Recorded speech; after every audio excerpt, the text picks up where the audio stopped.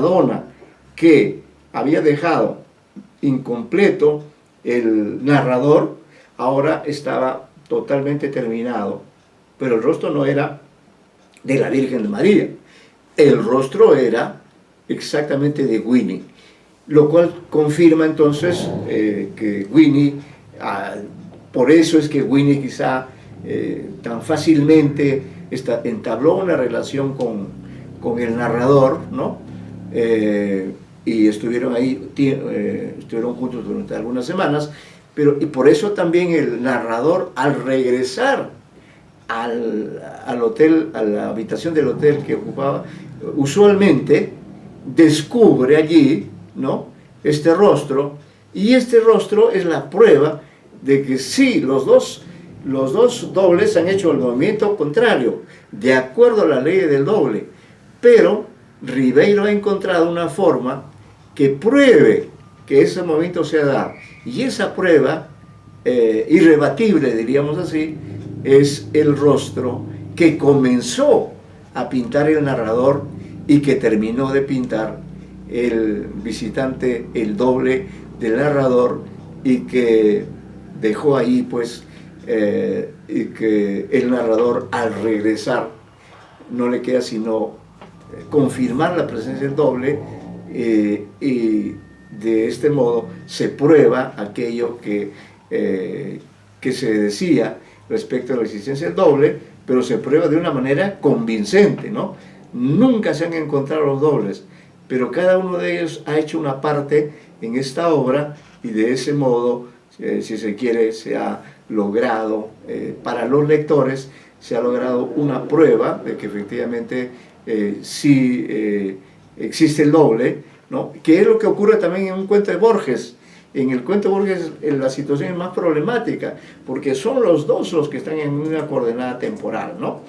No es como en este cuento de Ribeiro, donde los dobles nunca se ven, pero ambos, sin saberlo, sin proponerse, ¿no?, dejan un testimonio, el cuadro pintado, que prueba que efectivamente el movimiento se ha dado. Muy bien, no sé si sobre este cuento hay preguntas. La señorita Bexabé Neglia y después el señor Pedro Arriola. Correcto. La señorita Bexabé, que active su cámara y video. Ya, señorita Bexabé, puede usted activar su cámara y su audio para hacer alguna observación, un comentario, un aporte acerca de este relato famoso que nos ha permitido estar en Londres con el narrador, luego viajar a Sydney, en fin. ¿Qué era lo que usted quería señalar, preguntar, afirmar, etcétera? La señorita Bexabé. Muy buenas noches, profesora, encantada de compartir esta noche con ustedes. Bueno, tenía una pregunta que creo que ya usted ha estado sondeando la respuesta también hace unos momentos, y es que siguiendo esta lógica del doble, me trato de poner en el papel del otro, del doble del narrador.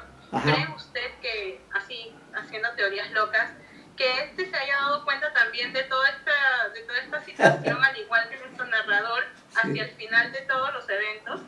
Porque solo nos da la perspectiva de uno, y él no descubre nada hasta que llega al hotel y ve la Madonna terminada. Claro. ¿Cómo habría sido para el doble toda esta situación?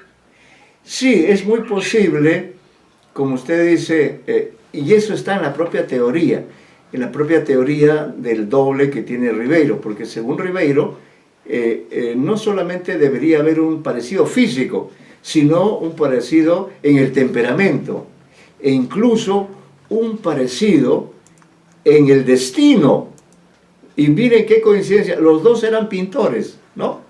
Los dos eran pintores, y ambos sin querer, ¿no?, sin proponérselo, pero estaba en el destino de ellos conocer a esta mujer y comenzar uno la obra y terminarla el otro, ¿no?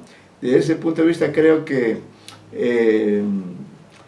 hay una coincidencia plena, que lo que podríamos decir acá, lo que buscaba el narrador era probar eso, probar que el doble no es solo un concepto que se refiere solo a lo físico, sino también se refiere a lo espiritual, ¿no?, al destino, es algo más trascendente. Así que señorita Bexabé, usted vaya también a buscar a su doble, y en el momento que usted vaya a buscar, su doble va a hacer el mismo movimiento. Es lo que afirma esta teoría interesante del narrador, ¿no? Y claro, sin duda, Ribeiro, hombre cultísimo, inventa esta historia muy bonita, que suena convincente, aunque ya sabemos que estamos en el reino de la literatura, pero suena convincente la forma como prueba, ¿no? Una prueba indubitable. ¿Por qué? Porque ahí está el cuadro. ¿Cómo sabía el segundo pintor cómo era Winnie, ¿no? Sino porque él también la había tratado, la había visto en Sydney, y luego, como encontró en la habitación el esbozo de un cuadro, terminó pintando este cuadro de Winnie, que luego el narrador constata y no le queda sino quedarse sorprendido. Sí, gracias por su pregunta. El señor Arriola. Sí, él levantó la mano. Sí, por favor, con el señor Arriola. Sí, ya activó su cámara. Ahí está. Sí, Buenas doctor, noches. Buenas noches, doctor. ¿Cómo está usted? Aquí con ustedes, muy contento. Y también para reiterarle nuestro agradecimiento por la generosidad de este curso que nos imparte, que sin duda aporta valiosas luces a nuestro ribeirianismo. Muchas gracias. Doctor, en una entrevista que le realizó Mito Tumi, años antes de morir Ribeiro, Ribeiro le declara que le dice al periodista ante su pregunta sobre sus cuentos fantásticos. Ajá. Le dice Ribeiro, que Ribeiro mismo le dice que no estoy muy seguro de lo que si yo escribí son cuentos fantásticos, claro. Dice Ribeiro. Porque yo entiendo como cuento fantástico, dice el flaco, aquellos relatos que surgen de la total imaginación y que muchos de ellos están pues reñidos con la realidad. Claro. En cambio, dice Ribeiro, en todo caso mis cuentos son sui generis en cuanto a lo fantástico, claro. Porque mis cuentos parten de hechos reales. Ajá. Son historias que discurren con hechos reales y que de pronto patinan sí. hacia estos insólitos que detonan en fantásticos, ¿no?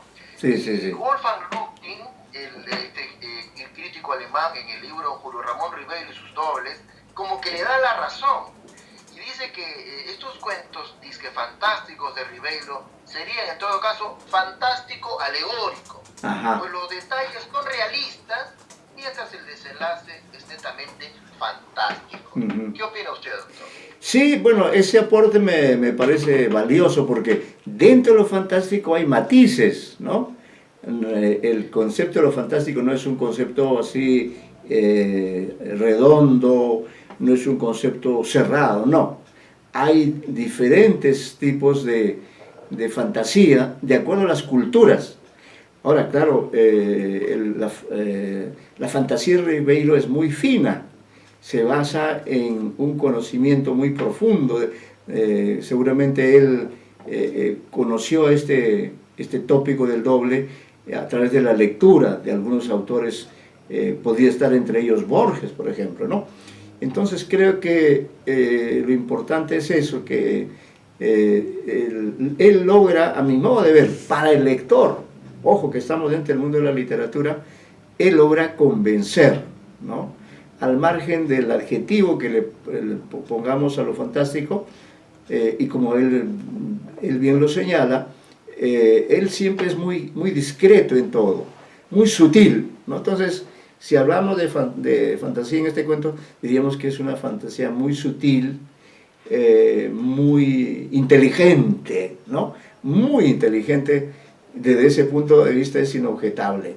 Puede ser que desde un punto de vista pragmático uno podría objetar, pero realmente desde el punto de vista de lo verosímil, que es lo que interesa en el mundo de la literatura, esta fantasía lograda por don Julio Ramón me parece extraordinaria desde todo punto de vista.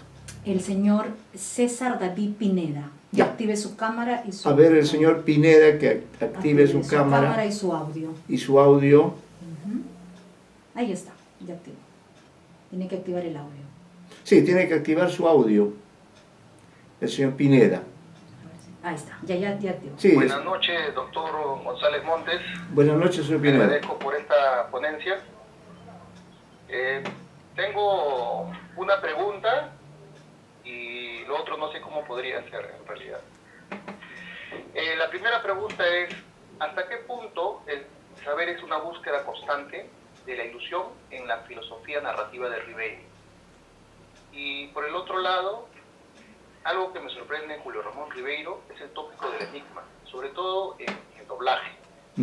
¿Podría ampliar este concepto desde su perspectiva? Sí, la primera parte de la pregunta, por favor, si tuviera la amabilidad de repetirla para ver si la entendí bien.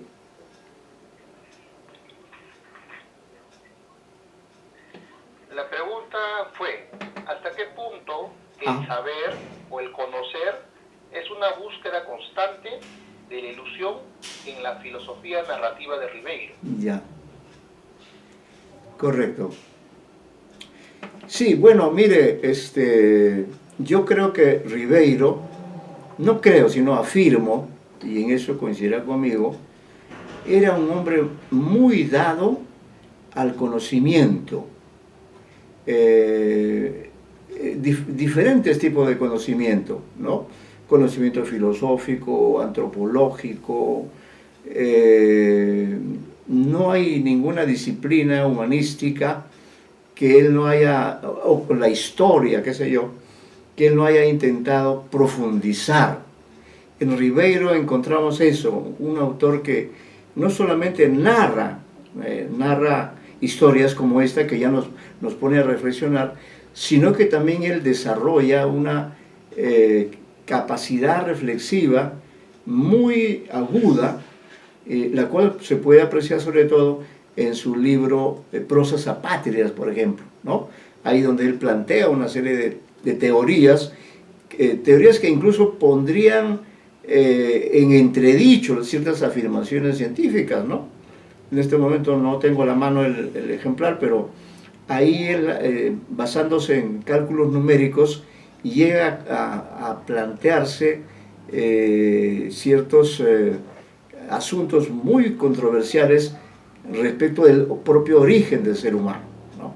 Entonces pienso que en ese sentido debemos considerar a Ribeiro como un autor abierto, un autor contemporáneo, como Umberto Eco, por ejemplo. Umberto Eco era un gran filósofo, un gran semiótico, y ya siendo un hombre consagrado, sin embargo se atrevió a dar ese otro gran paso, que es el paso que dio al publicar la novela El nombre de la rosa. Y yo veo a Julio Ramón Ribeiro en esa línea, en ese tipo de intelectual que se cuestiona todo, ¿no?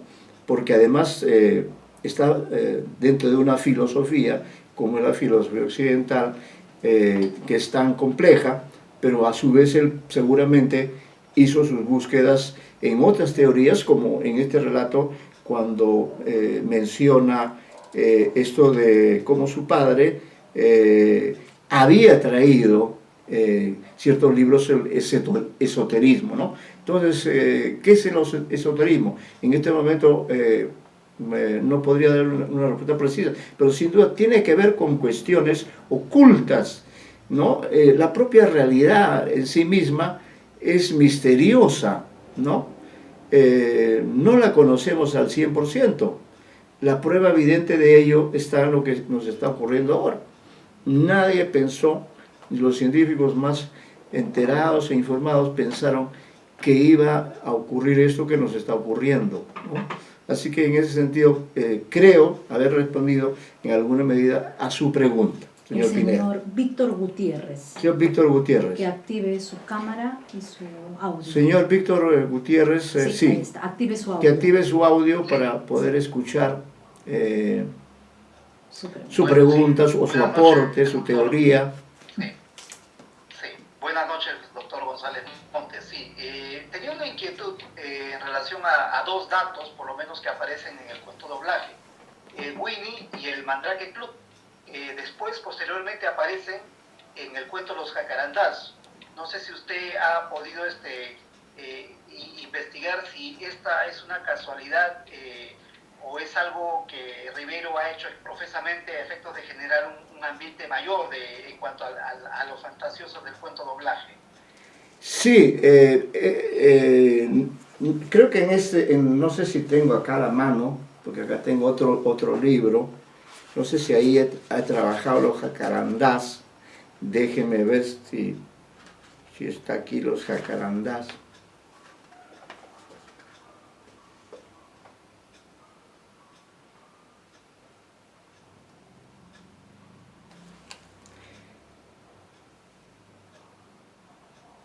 Sí, no recuerdo haberlo trabajado, pero sí lo he leído, ¿no? Ahora, si usted me hace una observación más precisa, quizá podría intentar responder, pero sí, me llama la atención también que en los jacarandá hay este aspecto del doble, pero como hace tiempo que no lo he leído, no tengo muy fresco el recuerdo de ese elemento misterioso que hay en los jacarandá, sin duda, ¿no? De modo que si usted tiene más preciso el dato, nos lo puede proporcionar para poder efectivamente hacer una comparación, ¿no? Una suerte de descubrimiento de ciertas simetrías, porque no sería nada raro que se dé esto, ¿no? Es posible. No sé si en todo caso quisiera agregar algo, señor Gutiérrez, para que me quede claro el detalle que usted está planteando y pueda en su momento ir a Jacarandá, ¿no? Y ver efectivamente si se cumple o no este dato que usted está mencionando. Sí, claro, doctor González Montes. Ciertamente que en los jacarandás también hay un tema de recuerdos. Sí. Del fallecimiento de la viuda, ¿no? Sí. De la esposa del que cuenta, del narrador, ¿no? Sí. Y en las evocaciones que él hace al conocer a una profesora inglesa, hace mención a Whitney y hace mención al Mandrake Club, que él supuestamente, este profesor, había visitado esos lugares y había conocido, ¿no? Entonces, claro, desde ese punto de vista, entonces, la invocación de Whitney y el Mandrake Club como que enlaza con este cuento de doblaje, ¿no? Y así todo. Claro. Más fantasiosa la idea, ¿no? ¿Qué vasos comunicantes hay entre ambos? Por eso es que le preguntaba si es que hay un estudio sobre eso. Sí, no tenía, ahora ya está más claro el aporte que usted hace. Claro, no sabríamos con exactitud si esa coincidencia fue algo pensado, ¿no? O fue simplemente un azar, un desliz. No lo sabemos, pero sí recuerdo claramente que en ese relato hay misterio, ¿no? Hay un misterio parecido al que tenemos acá también en este relato. Gracias por el aporte para poder en su momento ver este detalle, ¿no? Y quizá en las próximas reuniones, ahí que usted va a estar presente, ahí haremos un cotejo de estos detalles interesantes que ha mencionado. Como usted comprende, son tantos los relatos y yo no puedo, por eso he preferido leer, porque de esa manera ustedes acceden a todos los datos, a todos los detalles y pueden hacer las preguntas como esa pregunta muy interesante que ha realizado el señor Pineda. Muy bien. El señor Gutiérrez, Víctor Gutiérrez. El señor Gutiérrez, perdón, señor Gutiérrez. Ahora es el turno de la señorita Patricia Palpa. Patricia Palpa, a ver, señorita Patricia Palpa. Que active su cámara y su micrófono. Sí, ahí está la señorita Patricia Palpa. Vamos a escuchar su pregunta o su aporte. ¿Qué tal? Buenas noches, doctor Antonio González. Quería consultarle, ya que este cuento es, para variar, un cuento más que tiene un final abierto, que justamente gracias a eso Rivero nos hace abrir nuestra mente más allá e imaginarnos posibles finales, ¿no? Sí. Entonces, yo quería saber si de repente este cuento iba por el lado psicológico. Claro. También, sin duda. Hay que ver que este cuento nos menciona la palabra loco como 4 veces. Sí. A la vez nos habla de las cabras australianas, que como sabemos cabras tiene que ver con lo loco, ¿no? Como una cabra loca, ¿no? Después también veo el tema de que perseguía mariposas y teniendo en cuenta que como en todos los cuentos de Ribeiro nada es gratuito, todo está bien detallado por alguna razón, cada símbolo. Entonces yo no sé si nos podría hablar un poquito de por qué nos llena el cuento con estos símbolos, ¿no? De la locura, de las cabras, de las cabras australianas, dice, ¿no? De las mariposas amarillas. Ajá. Si tiene algún otro significado. Yo sé que se orienta más que todo a lo fantástico este cuento, ¿no? Pero de repente por allí podría tener también otra orientación. Sí, por supuesto. Y yo creo que, como usted bien señala, este cuento tiene muchos aspectos vinculados a la psicología, ¿no? Vinculados a la mente del ser humano, a todas las posibles conexiones que pueden darse. Les contaré al auditorio que en un curso anterior, este año, hicimos una experiencia con este relato que ustedes también la pueden hacer por su propia cuenta. Analizamos, así como ahora lo estamos haciendo, el relato, y vimos que lo más importante dentro del desarrollo de la acción es el viaje del narrador innominado desde Londres hasta Sydney, ¿no? Y bueno, vemos toda la historia desde el punto de vista del narrador, pero en ese curso dijimos, vamos a darle la vuelta a la situación, vamos a contar la historia ya no del punto de vista del narrador, sino del punto de vista del hombre que desde Sydney viene a Londres, ¿no? Y entonces la perspectiva es otra, ¿te das cuenta? Esa es una forma de apreciar cómo en todo relato siempre es importante la perspectiva. Y realmente los ejercicios que plantearon estos jóvenes, ¿no?, fueron muy interesantes, y yo, señorita Patricia, le invito en el curso que usted en alguna oportunidad, quizá en un taller de narración, hacer la experiencia, a ver cómo vería usted, o incluso, en el caso suyo, usted es una dama, usted también podría, por decirle, asumir una narradora que le cuente esta historia al personaje que ha regresado de Londres a Sydney, ¿no? Y que ahí en realidad se podía plantear una situación paradójica, ¿no? Una situación alucinante, diríamos, que dejaría sin posibilidades de comprender qué ha pasado en este movimiento que han hecho estos dobles. ¿Qué pasó con Winnie? Winnie ya no amista con ninguno de los dos, o el otro personaje de pronto le dice, mira, esto es lo que ha ocurrido, yo no era, o mejor dicho, le dice, era otro el que estaba contigo, ¿no? Es decir, el cuento de Ribeiro pues plantea diferentes lecturas. El asunto de las mariposas amarillas también tiene un simbolismo, porque Ribeiro juega también mucho con los símbolos de la naturaleza, ¿no? No solamente con los animales, sino también con las plantas, con las flores. Es decir, no hay ningún elemento que no tenga un significado dentro de un relato de Ribeiro. En general, en todo buen relato se da este hecho, ¿no? Efectivamente, las mariposas amarillas deben tener también un simbolismo, ¿no?, que es el que usa también García Márquez en 100 años de soledad, este personaje al que perseguían. Probablemente lo del amarillo esté vinculado con el recuerdo, ¿no?, o con una iluminación por el color amarillo. Eso es lo que podía añadirse. Sí. El señor Pineda tiene otra pregunta. A ver, señor Pineda. Gracias, señorita Patricia.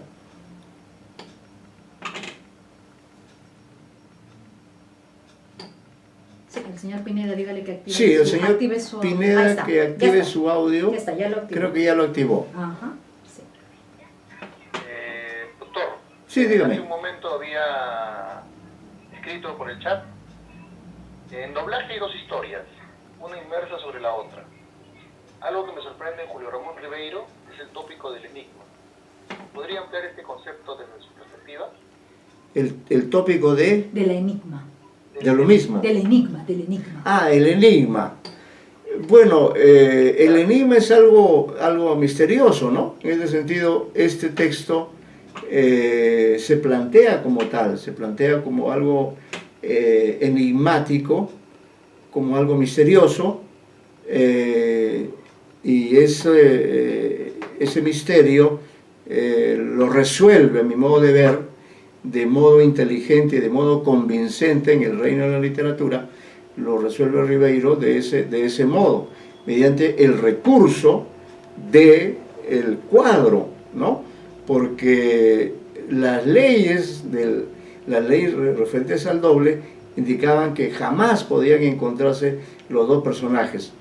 Pero ¿cómo hace él para probar que efectivamente se ha dado ese doble movimiento? Lo hace justamente con este recurso al enigma, ¿no? Con este recurso al cuadro. El cuadro ilustra, el cuadro hace que el lector pueda creer, ¿no? El lector pueda aceptar que efectivamente hubo coincidencias y que esas coincidencias encuentran una prueba satisfactoria en la existencia de ese cuadro. Eso es lo que podría contestar con respecto a específicamente, porque si queremos hablar del enigma, tendríamos que ampliarlo con otros relatos del propio Ribeiro o de otros autores, porque exactamente con respecto a este relato es lo que le puedo decir. No sé si quiere usted ampliar su punto de vista o, en fin, o señalar algún detalle más.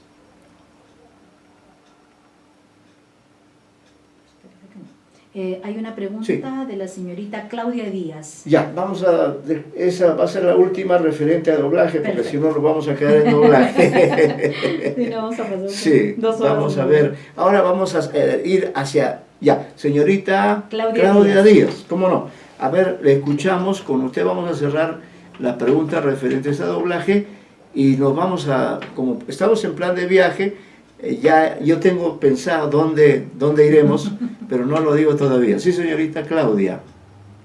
Buenas noches, doctor. Buenas noches con todos. Bueno, mi pregunta va con un comentario previo. Yo escuché, leí por ahí en alguna oportunidad que en el cuento pues nada tiene que quedar suelto, ¿no? Y si en la obra pues se habla de un clavo, es porque de ese clavo el protagonista se va a colgar mucho más adelante. Ajá. Entonces, no me acuerdo quién lo dijo, de repente usted sí.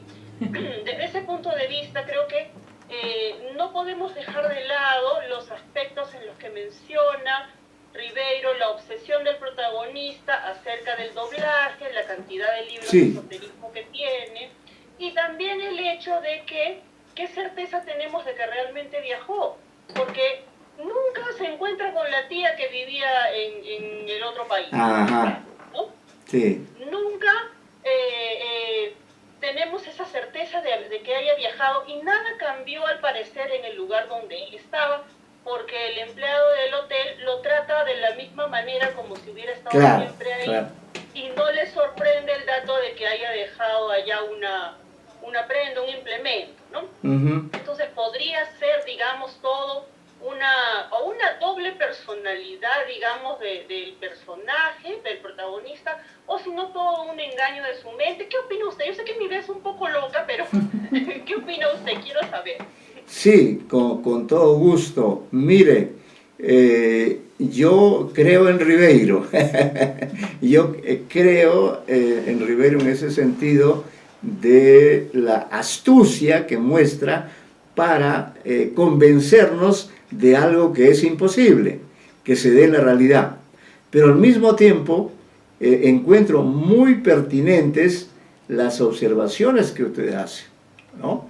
Es decir, que lo que usted